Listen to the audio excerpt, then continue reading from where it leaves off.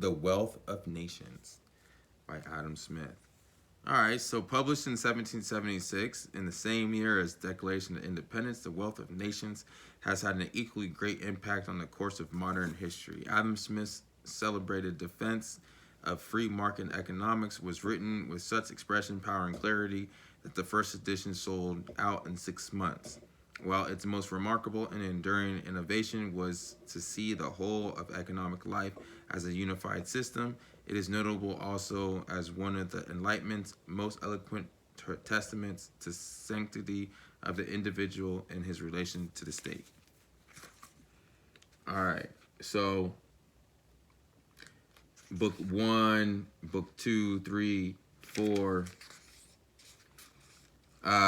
We'll go division of stock of money considered as a particular branch of the general stock of society or expense of maintaining the national capital, of profits of stock. Like this one, this book right here is a very important book if you wanted to get into economics or kind of understand capitalism as a whole.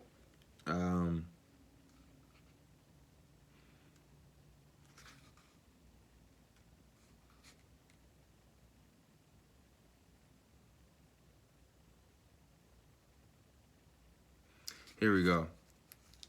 This is completely different than what most people would want to talk about in here, but to me, it's interesting.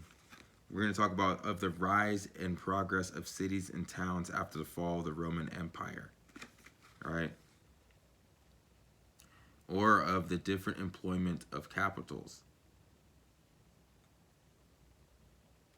Oh, man. Those are both interesting.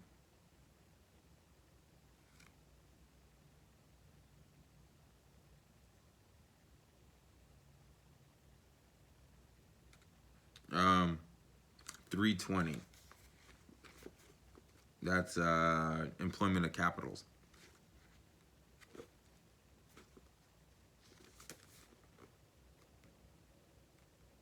Or, yeah, employment.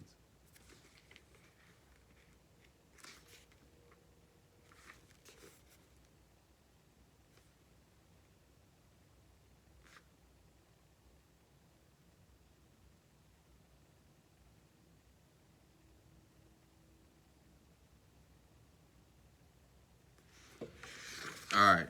I don't want to go, well,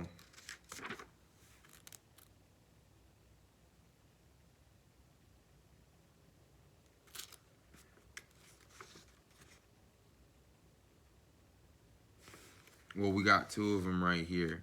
So we got, I mean, they're both really interesting. So I'm going to try to steal just a little bit from each. I'm going to try to talk, I don't know which one to talk about. We got the different employments of capital and the rise and fall, or the rise and progress of cities and towns after the fall of the Roman Empire.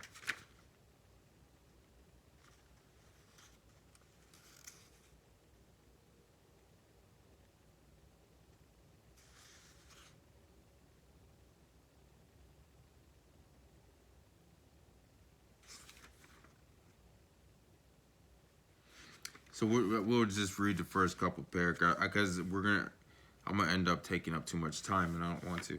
The inhabitants of cities and towns were, after the fall of the Roman Empire, not more favored than those of the country.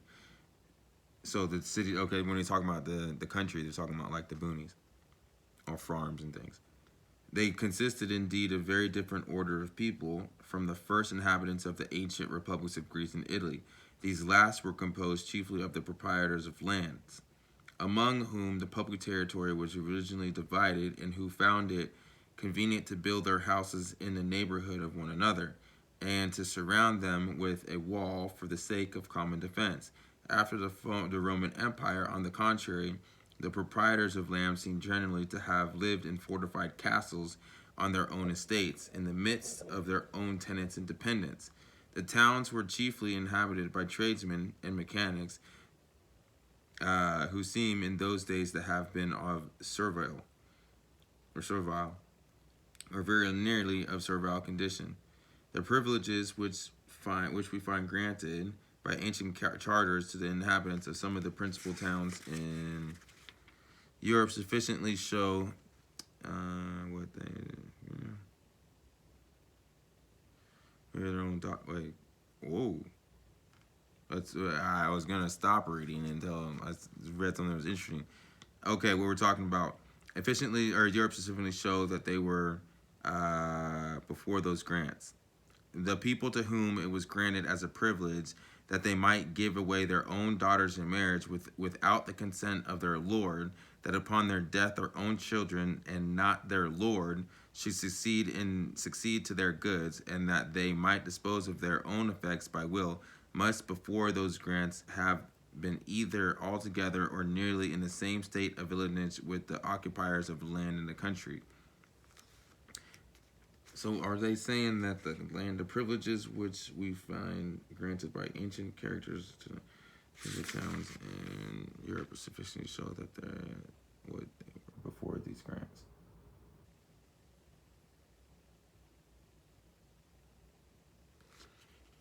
They return usually paid to protector, sword, and or poll tax.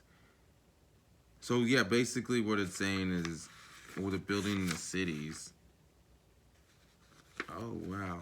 Some of the coast of the Protestants and Moors. Yeah, I want to read this just because it was talking about the Moors. I'm interested about the Moors because the Moors were black people. At least in Spain, I was there. I seen pictures. I don't care what the internet tells you. I've seen it for myself. Yeah. We're already at 6 minutes, so this is what we're going to be talking about of the rise and progress of cities and towns after the fall of the Roman Empire. What I will be doing. Oh, it's not that long. Well, it's 10 pages. I'm only trying to come up with 400 words. So, yeah, this would be enough to kind of go what's kind of talk about what the rise and fall of cities. If I feel so inclined, I will add part of the other one into it. All right. We are done with box number 4. I'm going to go do a couple of things, but you won't know. And I'll see you on the beginning of box number